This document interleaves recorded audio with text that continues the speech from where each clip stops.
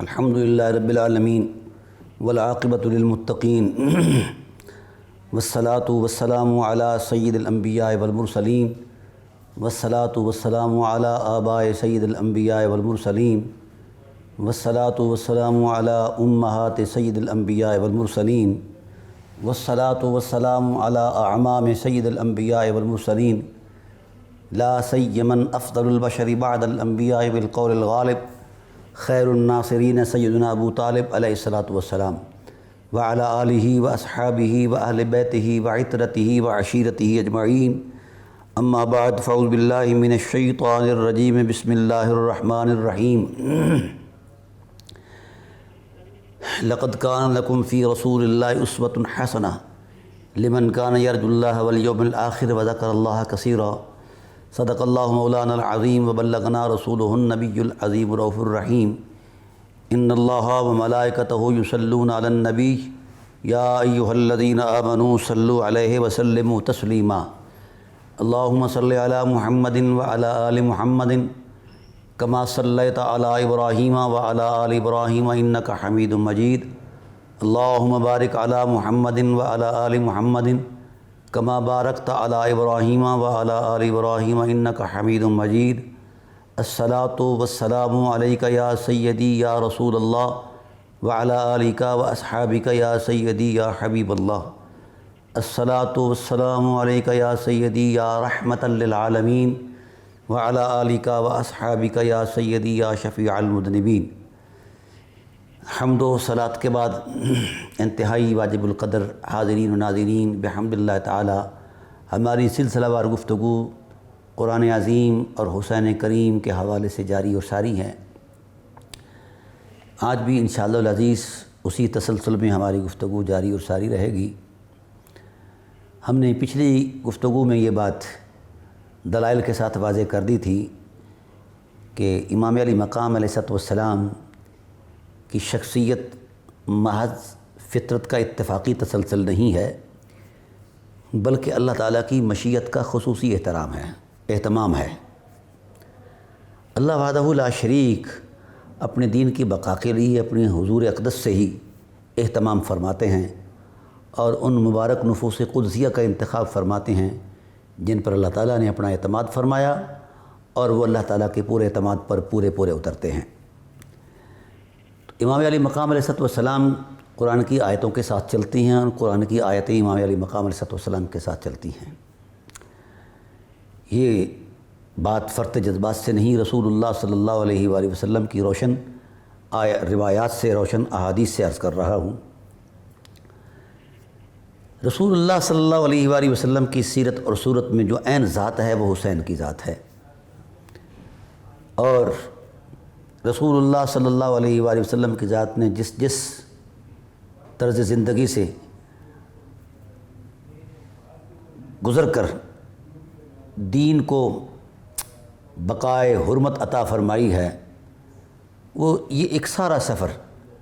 مسلسل مشکلات سے تعبیر ہے۔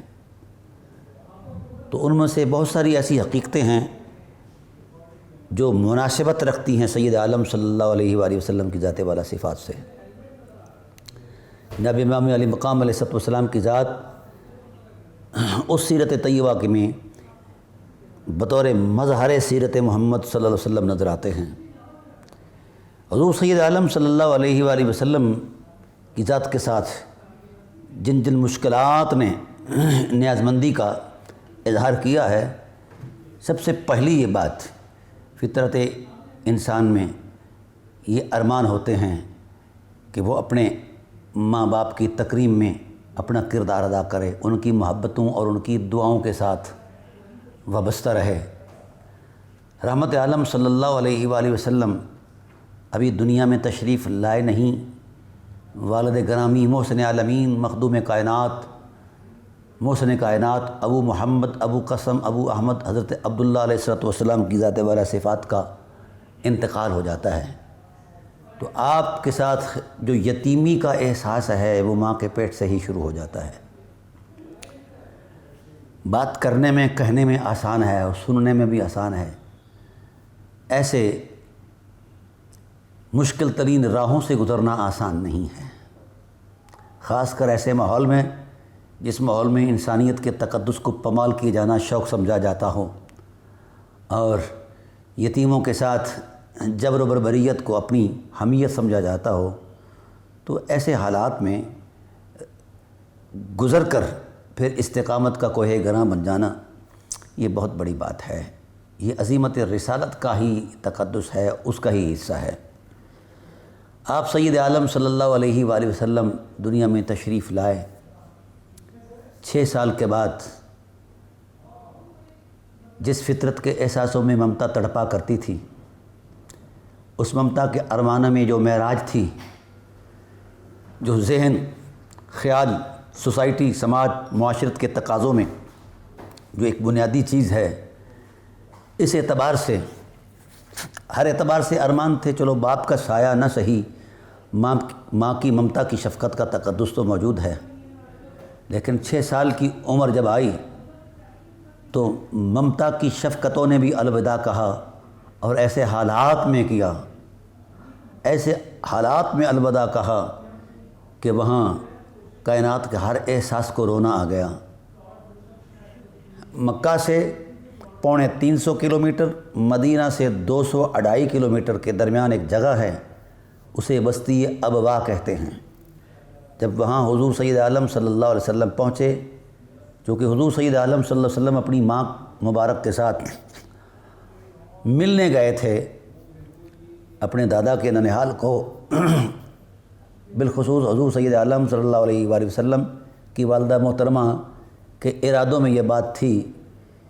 کہ جس مہجبی کے ساتھ میری زندگی کی رونق بحال ہوئی،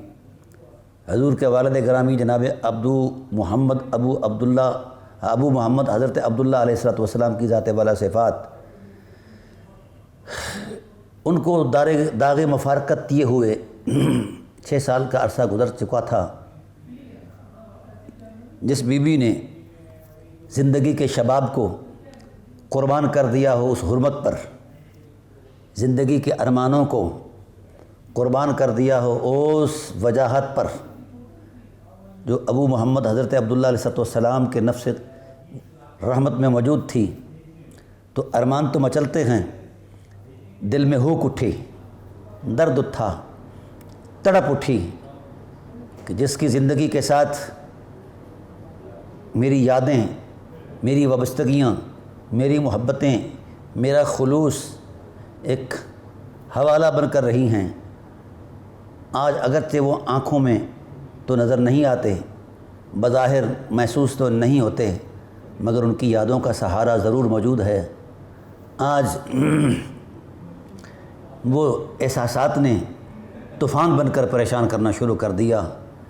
پھر دل کو تسلی یہ ہوئی، چلو وہ تو نہیں مل پائیں گے، جس خاک میں وہ آرام فرما ہیں، کم از کم اس خاک کی زیارت کر لینا ہی میرے لیے میری تسکین کا باعث ہو سکتا ہے۔ محسنہ عالمین، مخدومہ کائنات، محمد، احمد، ام قسم حضرت بی بی آمنہ صلوات اللہ تعالی علیہا نے اپنے اس ارادے کا اظہار اپنے مہربان بابا حضرت عبدالمطلب علیہ السلام سے کیا کہ بابا، میں ایک عورت ہوں، میرے ارمان ہیں، میرے احساس ہیں، چلو باقی تو قضا کا معاملہ ہے، رضا کا معاملہ ہے، لیکن میرے جذبوں میں ایک ہجر و فراق کی آگ لگی ہوئی ہے۔ چاہتی ہوں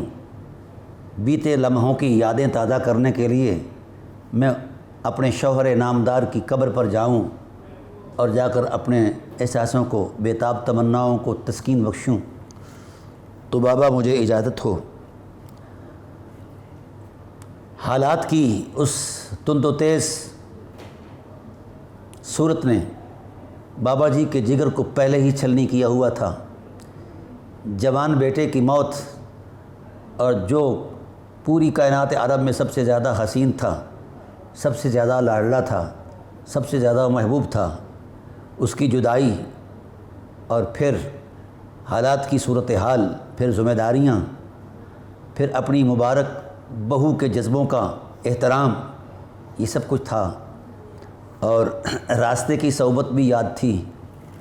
سب کچھ کے باوجود جناب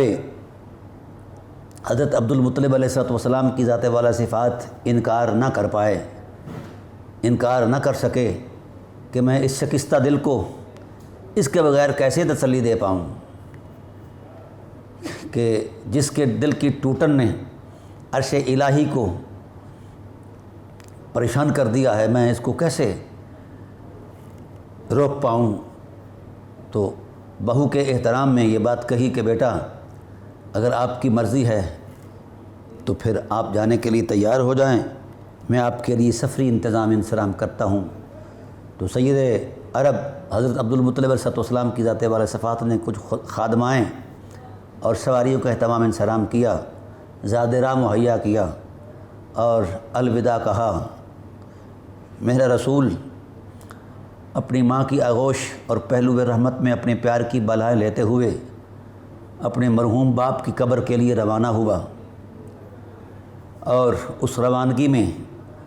جو دل میں تڑپ، تمنائیں اور احساس اور ارمان سامنے آتے تھے، کاش اگر میرا بابا ہوتا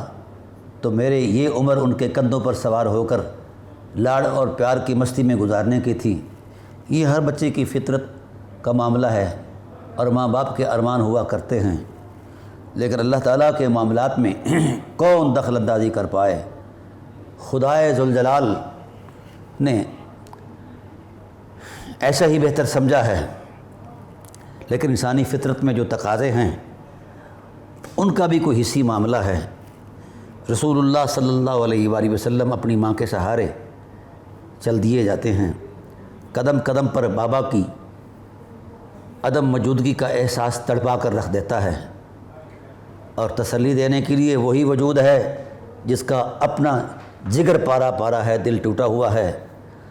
اور وہ اس ذات کی حرمت میں کشاں کشاں جا رہی ہے۔ سید عالم صلی اللہ علیہ وآلہ وسلم کی ذات کے ساتھ دیکھے ہوئے وہ ارمان جو بی بی صاحبہ کو اللہ نے دکھائے تھے، ان ارمانوں کو سہارا بنا کر یہ بی بی صاحبہ محسن عالمین مخدومہ کائنات رواں دواں ہے، وہاں جب پہنچے۔ یہ سیرت کا سارا تسلسل اس لیے بیان کر رہا ہوں کہ میرے رسول نے جس انداز میں ہجرت فرمائی، سفر فرمایا، وہی حالات میرے حسین کے ساتھ بھی وابستہ ہوئے، اور انہی اذیتوں کے ساتھ بھی امام علی مقام علیہ السلام نے نبرد آزمائی کے ساتھ اپنی عظیمت کا اظہار کیا۔ ناظرین کرام، یہ قافلہ عظمت، یہ قافلہ عصمت رواں دواں ہوا، 450 میل کا دھوپ میں سفر کرتے ہوئے مقام اور منزل پر پہنچا۔ اب وہ حقیقت تو وہی جانتے ہیں،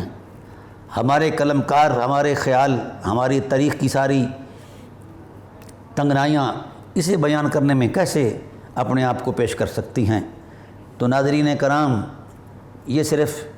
احساسوں کی ایک مالا ہے جس میں فقط درد ہے، سوز ہے، فقط ابتلا اور آزمائش ہے کہ وہ عصمت مآب جو گھر سے نکلنا پسند نہیں کیا کرتی، آج اپنے دلہا کو ملنے کے لیے مدینہ جا رہی ہیں۔ اس وقت وہ یثرب تھا، راستہ طے ہوا، وہ وہاں پہنچی۔ میں مختصر کر رہا ہوں، وقت کے دامن میں اتنی گنجائش نہیں۔ ہر احساس اس وقت جگر کو چیر رہا ہے، بڑے ضبط کے ساتھ میں اس کو بیان کر رہا ہوں۔ میرے پاس ہمت نہیں، سکت نہیں کہ میں ان حالات کو، اس منظرنامے کو میں انہی حالات کے عین تقاضوں کے مطابق بیان کروں۔ بڑے اختصار کے ساتھ چل رہا ہوں۔ ناظرین کرام، اس وقت آنکھوں میں بھی ایک طوفان ہے، طب ہضی کے اندر بھی ایک درد ہے۔ کاش امت ان احساسوں کو بھانپ لے اور وابستہ ہو جائے دین محمد صلی اللہ علیہ وسلم کی ذات کے ساتھ۔ اس وقت میں آپ سے سوال کرتا ہوں، کیفیت کیا ہوگی؟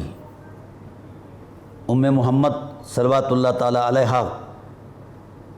جس کے سر سے شفقت اور محبت اور عصمت کے سائے کو بچھڑے ہوئے عرصہ گزر چکا تھا، لیکن دل میں وہ تازہ جذبے جس وقت قبر مبارک کا آمنا سامنا کیا ہوگا تو وہ فرط جذبات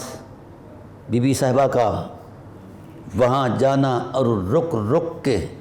آنسوؤں کا خراج پیش کرنا، سانسوں کا رکنا،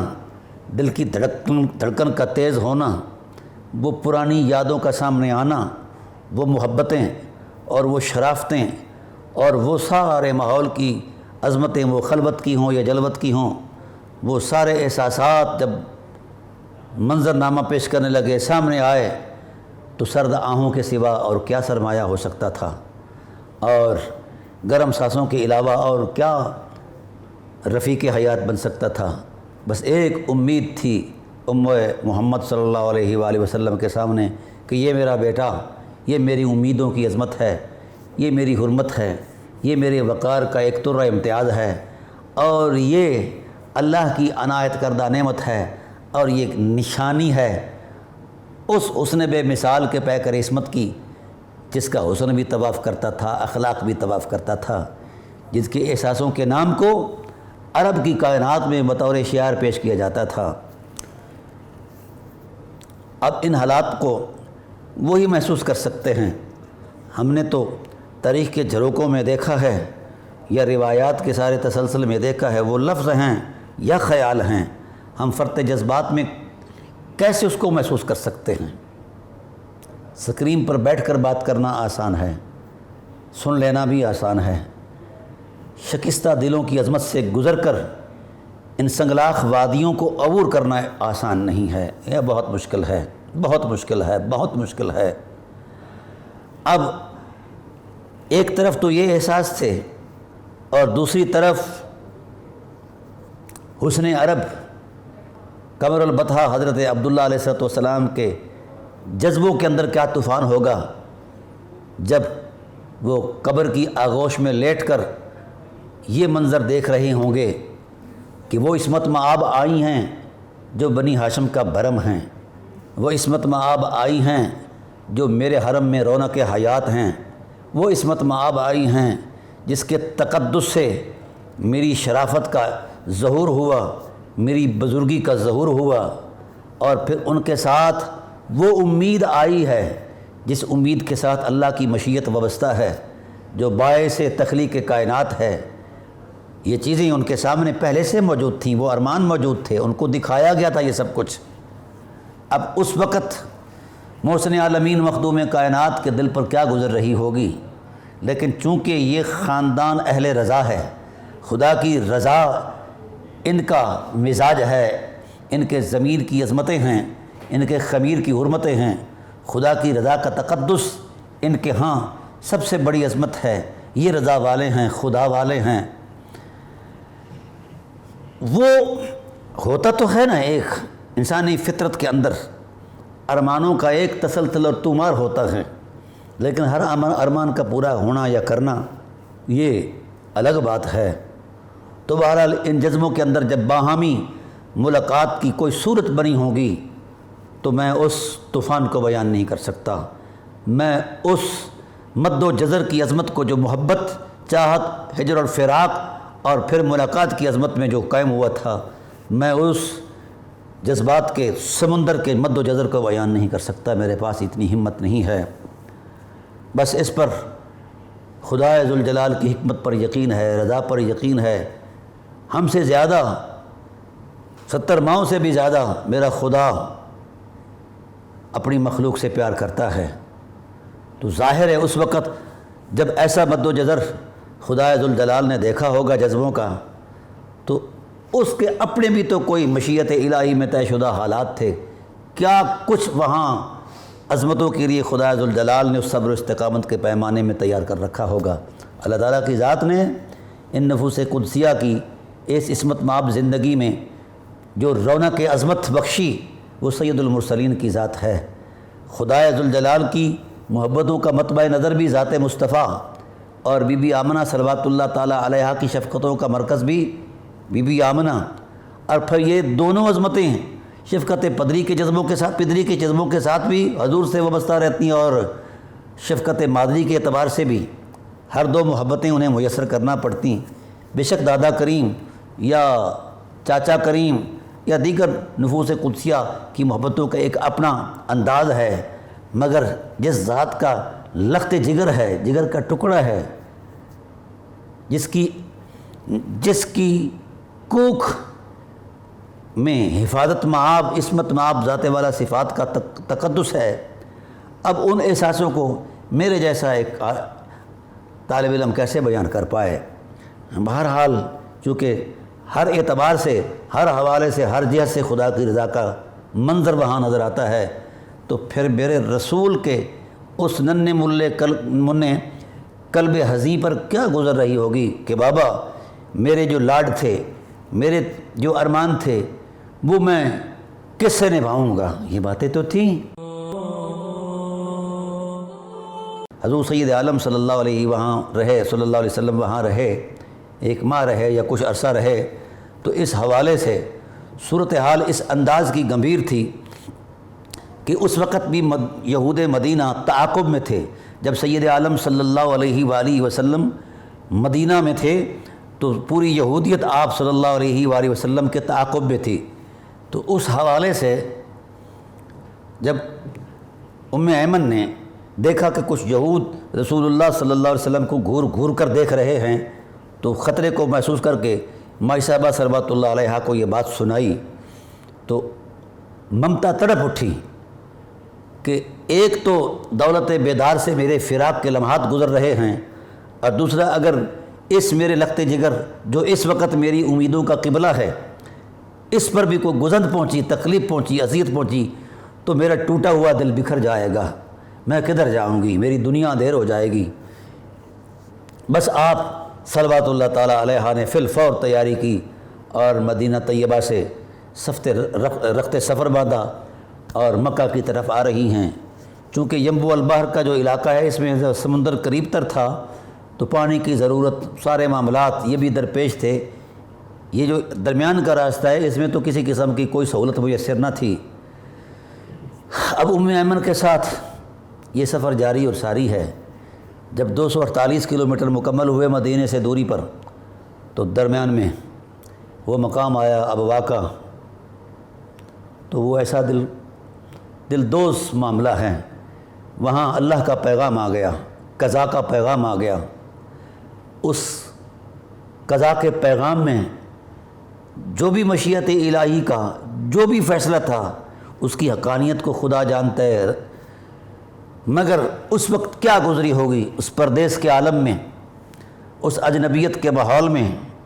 کیا گزری ہوگی میرے رسول کے دل اقدس پر، قلب منور پر، اور کیا گزری ہوگی جو ماں بڑے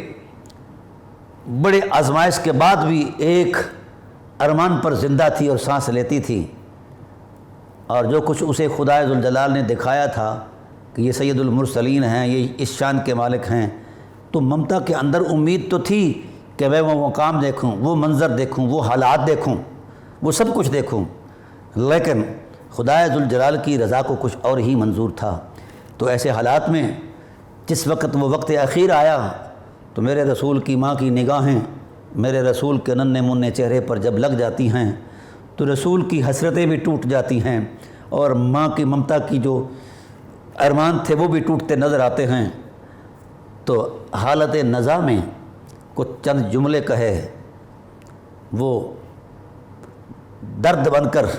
اس وقت بھی کائنات کو مزمحل کیے ہوئے ہیں، اور کچھ نہیں، ہائے وائے نہیں، اپنے احساس کے لیے، اپنی چاہت کے لیے، اپنی ضرورت کے لیے کچھ نہیں مانگا، بس آرام فرما ہیں، لیٹے ہوئے ہیں۔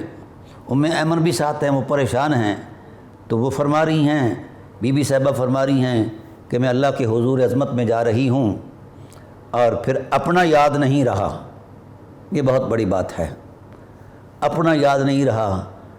جو کچھ بھی ذہن میں آیا وہ میرے رسول کی بابت آیا، اور ارشاد فرمایا بارک اللہ فیکما، بارک اللہ فیکا من غلامی، اے اللہ ساری برکتوں کو سمیٹ کر میرے ننھے منھے محمد کے دامن میں ڈال دیں۔ ان صحت ما ابصرت فی المنام انت تبعث فی الحل والحرام، اپنے لاڈلے کا چہرہ چوم کر کہتی ہیں کہ جو کچھ میں نے دیکھا ہے اگر میرے دیکھنے میں سچائی ہے تو پھر روئے کائنات پر اے میرے بیٹے تیری نبوت کے نور نے ساری کائنات کو روشن کر دینا ہے۔ اور پھر فرمایا ودین و ابی کا ابی کلبر ابراہامی فاللہ انہا کان الاسنامی، یہ آخری وصیتیں ہیں جو محمد ذات محمد کو دے رہی ہیں۔ لیکن یہاں میں ناظرین آپ کو روکنا چاہتا ہوں، ایسے احساسوں میں ذرا یہ تو بتائیے کہ ماں پر تو قضا کا تصور موجود ہے، قضا کا تقدس موجود ہے، رضا الہی شامل حال ہو رہی ہے،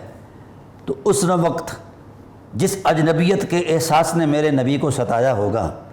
جس ہجر و فراق اور یتیمی کے زخم نے میرے نبی کی روح کو تڑپایا ہوگا، ذرا اس پر تو ذرا غور کر کے ذرا خود کچھ دیر کے لیے اس میں اتر کر دیکھیے، اس وقت سما کیا ہوگا، میرے رسول کی آزمائشوں کا حال کیا ہوگا، اس وقت کیفیت طب مصطفیٰ کیا ہوگی۔ ہم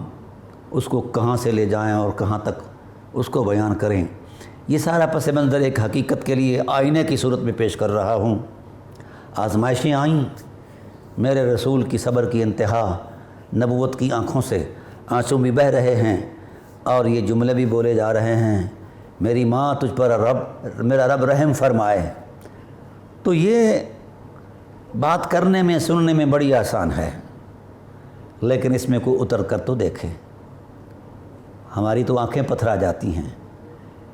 ہمارے تو جذبوں میں ایک مردنی سی چھا جاتی ہے کہ یار ہم اس منظرنامے کو کس طرح بیان کر پائیں۔ کیا میرے رسول کا وہ آزمائش کا زمانہ تھا،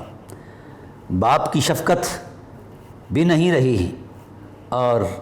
ماں کی ممتا کا وہ احساس بھی ہم سفر حیات نہیں بن سکا، تو پھر اس وقت جو میرے رسول کے زندگی کے اس حصے میں جس آزمائش کا سامنا میرے رسول نے کیا ہوگا، یہ مجھ سے تو کم از کم بیان نہیں ہو سکتا، یہ رسول جانے خدا جانے۔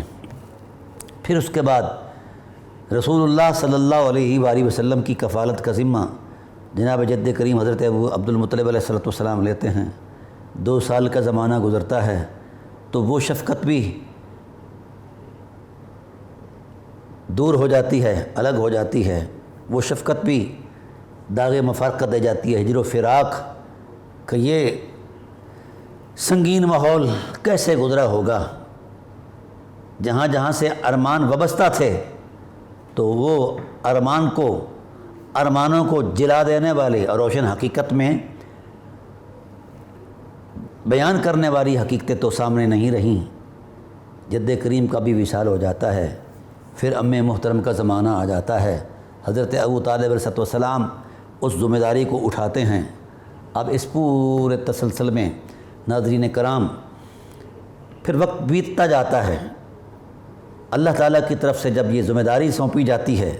وہی آتی ہے احکام الہی کی تبلیغ کے لیے ذمہ داریاں، پھر جو ہی اعلان ہوتا ہے ان ذمہ داریوں کے حوالے سے تو پھر سوسائٹی اور ظالم سماج یہ سامنے آگ بگولا ہو کر آ جاتا ہے۔ لا الہ الا اللہ کہنا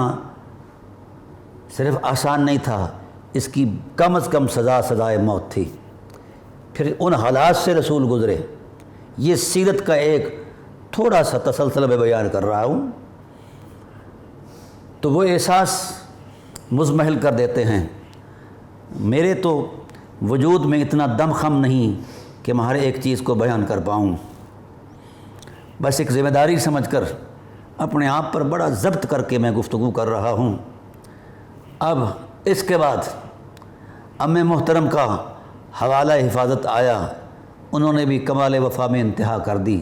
سب کچھ قربان کر دیا رسول اللہ صلی اللہ علیہ وسلم کے دین پر، سب کچھ۔ وہ اس کہانی کو ہر شخص جانتا ہے۔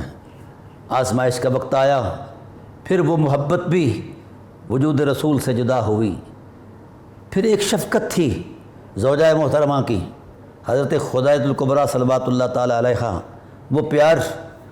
وہ دلداریاں جس سے نبی علیہ السلام کی حوصلے کی عظمت اور بلند ہو جایا کرتی تھی، وہ بھی داغ مفارقت دے گئی، ہجر و فراق۔ اب یہ سارے درد زمانے کے، یہ ساری تکلیفیں وجود رسول سے وابستہ ہو گئیں، اور دوسری طرف ذمہ داریاں بھی موجود تھیں، اور پھر ذمہ داریوں کو بجا لانے کی ہمت اور عزیمت کا معاملہ تھا، اور دوسری طرف مد مقابل کفار کا یہ رویہ سنگ دلی کہ یار لا الہ الا اللہ ایک بہت بڑی حقیقت ہے جس کے ترجمان سوا لاکھ پیغمبر رہے ہیں علیہ السلام۔ اگر یہ صرف جذباتی معاملہ ہوتا تو اتنے دانشور لوگ، اتنے شعور اور آگہی رکھنے والے لوگ یہ نہ کر پاتے۔ تو ایک حقیقت تھی لا الہ الا اللہ۔ اس پیغام کو پہنچانے کے لیے جو آپ پر اذیتیں آئیں، کبھی آپ کے راستہ روکا جاتا ہے، کبھی کوڑا کرکٹ پھینکا جاتا ہے، کبھی تلواروں کی زد میں آپ رہتے ہیں، اور کبھی سونے میں جاگرے میں ہر لمحہ ایک ایسی اذیت کا تسلسل موجود تھا ہر لمحے زندگی میں کہ وہاں تو اذیتوں کو بھی پسینہ آ رہا تھا، آزمائش اور ابتلا کو بھی پسینہ آ رہا تھا۔ ناظرین کرام، وقت گزرتا گیا، جب جب محبتیں بھی پس پردہ چلی گئیں تو پھر آخر میں اللہ کی ذات کا سہارا تھا۔ خدائے ذوالجلال کی حکمت نے یہ طے کیا کہ میرے حبیب، اس طرح کے سنگین حالات میں آپ کے لیے یہاں رہنا، بے شک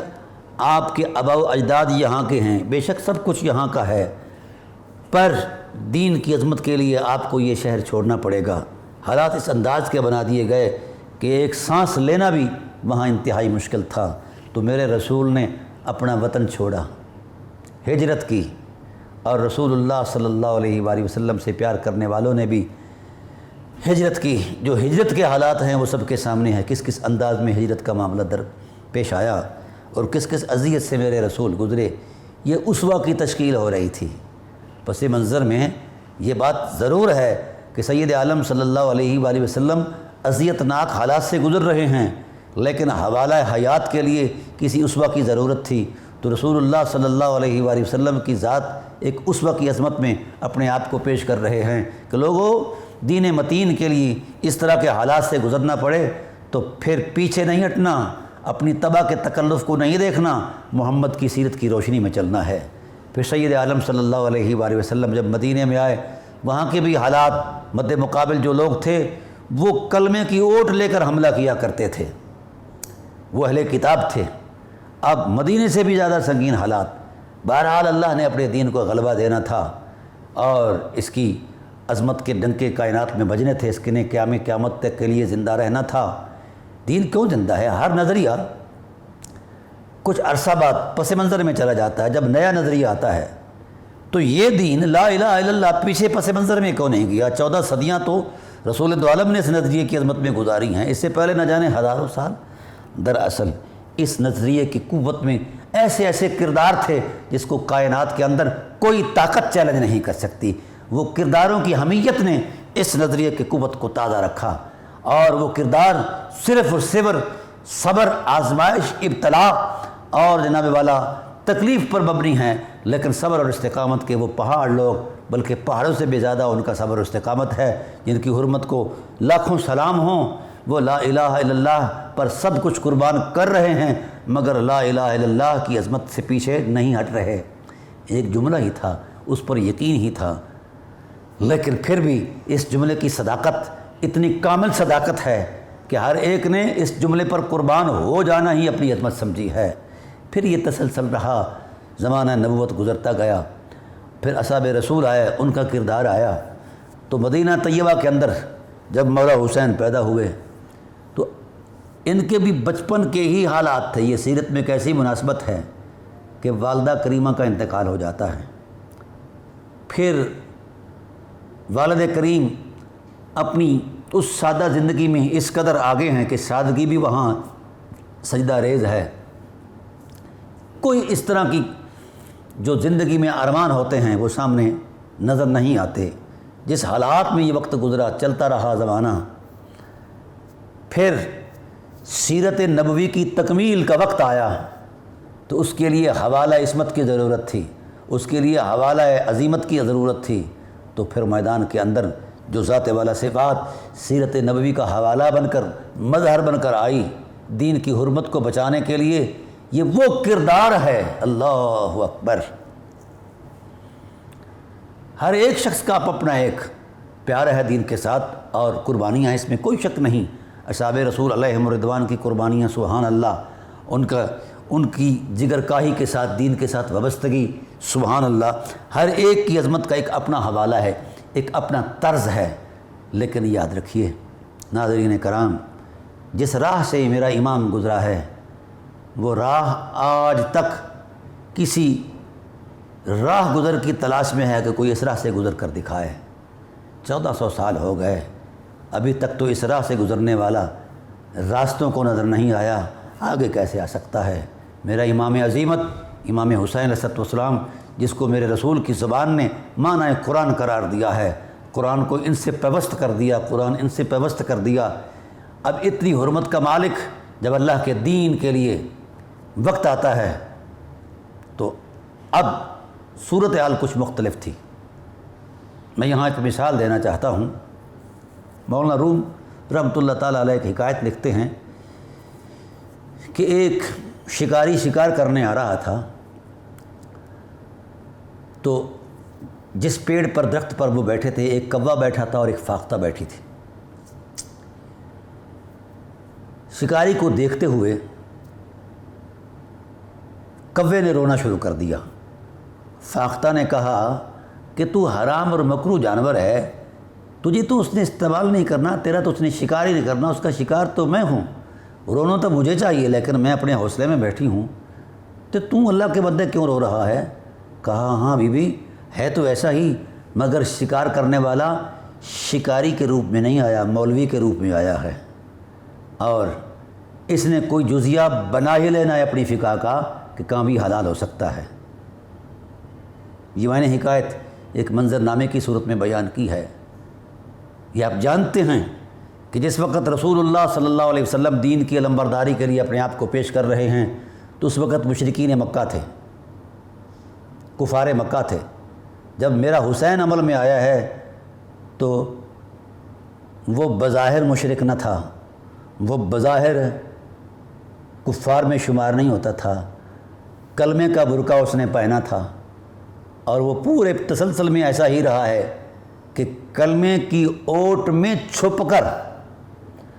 یعنی ایمان کا اوڑھنا لے کر اگر کوئی مرکز ایمان پر حملہ کرتا ہے تو یہ زیادہ سنگین ہے۔ ابو جہل کے بارے میں طے تھا کہ یہ کافر ہے، مشرک ہے، ابو لہب کے بارے میں یہ طے تھا، اور عتبہ شیبہ ولید بن مغیرہ یہ طے تھا، یہ ظاہر دشمن تھے۔ لیکن یہ دشمن ایسا چالاک دشمن ہے کہ پہلے اس دشمن نے کلمے کا برقع پہنا کہ میں خود کو محسوس کراؤں کہ میں کلمہ گو ہوں۔ یہ دشمن اس انداز میں آیا جس انداز میں وہ شکاری آیا تھا، تو ظاہر ہے اس حوالے سے حالات زیادہ سنگین ہیں۔ میرے امام علی مقام علیہ السلام امام عظیمت مدینہ میں ہیں، اور اس ملعون پلید نے پیغام بھیجا کہ میرے پلید ہاتھ پر بیعت کی جائے، تو امام عظیمت نے کہا میں نبوت کی غیرت کا ترجمان بھی ہوں، محافظ بھی ہوں، امین بھی ہوں، یہ کیسے ہو سکتا ہے کوئی پاک ہاتھ کسی پلید ہاتھ میں جائے؟ تو اس بات پر یہ ملعون آگ بگولا ہو جاتا ہے اور حکم جاری کرتا ہے، جس کی اپنی سلطنت جو ایک نجائز سے نجائز تر تھی، اور اس کے باپ کی بھی حکومت نجائز سے نجیز تر تھی، نہ اس کے میں کوئی دینی شرافت تھی یا نہ ہی دینی نظام جو شورائی تھا اس کے تحت آئی تھی۔ جبر اور تسلط کے اور بربریت کے حوالے سے ایک جھوٹا بہانہ بنا کر یہ حکومت قائم ہوئی تھی۔ تو یہ حکومت کے نشے میں آ کر ان لوگوں نے کلمے کے تقدس کو پامال کیا ہے، کلمے کی حقیقت کا مذاق اڑایا ہے، اور آج یہ پوری کائنات میں مذاق بنے ہوئے ہیں۔ یہ اللہ کی کائنات کے اللہ کی قدرت کا ایک ضابطہ ہے، جو کلمے کی حرمتوں کی تکریم نہیں کرتا اس کی تکریم نہیں ہوتی۔ بہرحال یہ فاسق فاجر، یہ ملعون اپنی ہٹ درمی پر اتر آیا اور حکم دیا حکمران کو اگر وہ بیعت نہیں کرتے تو ان کو قتل کر دیا جائے۔ میں یہاں روکنا چاہتا ہوں ناظرین آپ کو، میں پوچھتا ہوں کہ یزید ملعون کا کوئی ایسا کردار تھا اسلام کی خدمات میں جو اس لائق تھا کہ اس کو یہ سلطنت دی جائے؟ نہیں تھا۔ اس کے باپ کا کوئی ایسا کردار تھا؟ کوئی خدمات تھیں جس طرح دیگر خلفائے راشدین کی خدمات ہیں اور ساری زندگی کے سارے اثاثے انہوں نے دین پر قربان کر دیے ہیں، کیا اس کے پاس کوئی ایسا کردار تھا؟ یزید کے باپ کے پاس کے دامن میں کوئی ایسا کردار تھا کہ اسے عالم اسلام کا خلیفہ بنایا جائے؟ نہ کوئی کردار تھا اور نہ کوئی حق تھا۔ یا یزید کے باپ کا کوئی کردار ایسا تھا جس کو سامنے رکھ کر حکومت اور خلافت ان کے سپرد کر دی جاتی؟ یہ اہل علم کیوں ناانصافی پر اتر آئے ہیں؟ کیوں اپنا جوڑ توڑ کا مذہب بنا کر امت کا اشرادہ بکھیر رہے ہو؟ امت کو امت رہنے دو، اور جب تک امت ان لوگوں سے، ملا اعظم سے واگزار نہیں ہوگی تب تک امت نہیں ہو سکتی۔ اصحاب رسول علیہ رضوان کے کردار تو روشن ہیں، سیدنا ابوبکر صدیق کا کردار اور اثار کا موجود ہے، عمر فاروق کا ہے، عثمان غنی کا ہے۔ ان کے پاس کیا کردار تھا؟ کوئی ہے ان کے پاس اگر کردار تو وہ واضح کر دیں، تو پھر میں انشاءاللہ اپنی بات پر رجوع کرنے کا پابند ہوں۔ عرض یہ کرنا چاہتا ہوں کہ میرا حسین اس وقت بھی سیرت رسول کی تکمیل کے لیے اپنے کردار کی عظمت میں آیا، تو جس طرح رسول اللہ صلی اللہ علیہ وسلم نے ہجرت فرمائی، تو میرے حسین نے بھی رسول اللہ صلی اللہ علیہ وسلم کی عظمت کے حوالے سے ہجرت فرمائی۔ تو جتنی آیات سیرت رسول کی عظمت میں، ہجرت کے تقدس میں، ہجرت کی عظمت اور حرمت میں نازل ہوئیں، اس وقت سیرت رسول کا تتمہ بن کر ان آیات کا پہلا معنی میرا حسین قرار پایا ہے، کیونکہ حسین کے ساتھ تو قرآن شروع سے وابستہ تھا اور قرآن حسین سے وابستہ تھے۔ اب ہجرت یہاں سے کر کے مکہ چلے گئے، وہاں بھی ان سفاکوں نے حاجیوں کے روپ میں، مولویوں کے روپ میں اسلحہ دے کر لوگ بھیجے، وہاں بھی نہ رہنے دیا گیا۔ یہ کیا معاملہ ہے؟ جس تقدس کے لیے نبوی جد و جہد 23 سال پر مسلسل جاری رہی، اور 30 سال پر اصحاب رسول جس مقاصد کی حاصل کرنے کے لیے اپنی قربانیاں دیتے رہے، چاہیے تو یہ تھا کہ ان اقدار کو زندہ کرنے کے لیے کوئی ایسے شخص کا تعین کیا جاتا جو ان اقدار کا حامل بھی ہو، امین بھی ہو، اور اس کے کردار میں عظیمت کا بھی ہو۔ لیکن حیرت اس بات پر ہے، ایسے شخصوں کو حکومت سونپی گئی، نعوذ باللہ من ذالک، نعوذ باللہ من ذالک۔ پھر میرے امام علی مقام وہاں بھی نہیں رہے، پھر کوفہ آئے، کوفہ سے خطوط آئے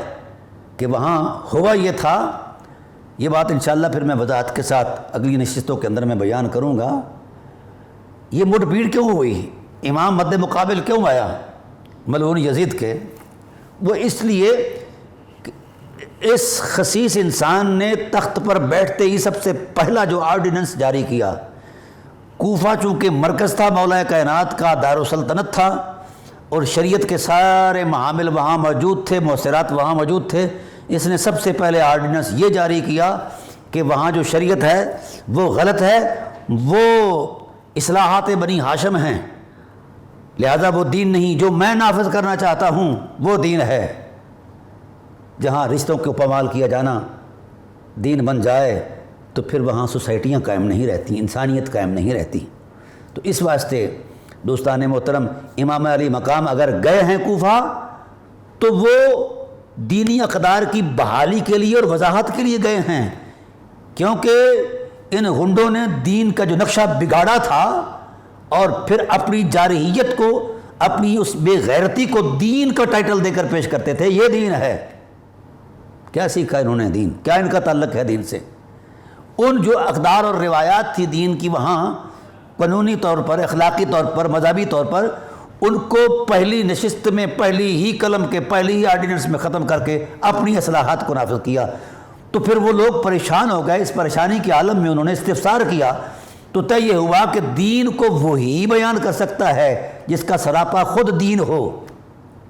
اس سراپے کے حوالے سے جب امام علی مقام سے تقاضا کیا گیا تو آپ اس وضاحت میں تشریف لے گئے تھے، اور مولانا صاحبان نے کئی باتوں کے بتنگڑ بڑھائے۔ اس پر میں انشاءاللہ العزیز مزید تفصیل سے گفتگو کروں گا۔ میں اللہ تعالیٰ کی بارگاہ میں دعا کرتا ہوں کہ ہمیں حق عرض کرنے کی توفیق نصیب فرمائے۔ ایک حق کے لیے ہمیں حسینی بننا پڑے گا۔